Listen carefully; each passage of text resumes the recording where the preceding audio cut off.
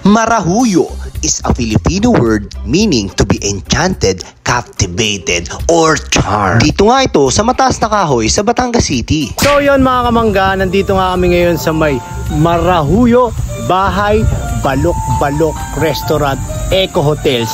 Dito matatagpuan yan sa may mataas na kahoy.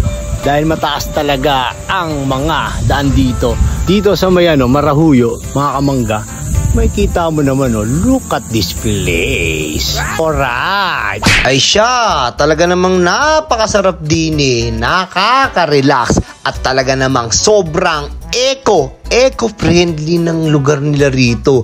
Ay siya, talagang mga kamangga, ay talagang strike the gong if you had a great dining experience. Akalain mo nga naman, hindi ko naman talaga inaakala na may mga ganito pala dito sa mataas na kahoy. Isipin mo mga kamangga, pag nandoon ka na sa mismong skyway, yung mismong tollway pala, kakanan ka lang, dire-diretso mo na lang yun, i-waste mo lang na maayos. Ay siya, talaga namang mapupunta ka din sa mataas na kahoy. Nagsanib puwersa nga ang Department of Agriculture at ang Philippine Fiber Industry Development Authority. Nagtatag sila ng orientation training para sa basic handloom weaving para maibalik ang kulturang Pilipino. Nakakamangha lang naman talaga dito sa Villas Eco Hotels na to. Talaga naman bukod sa napakaganda, talaga namang napakasulit at napakasarap ng kanilang mga pagkain. Ay siya, talaga namang mapapauok ganire. Pero for real, kahit medyo pricey nga dito,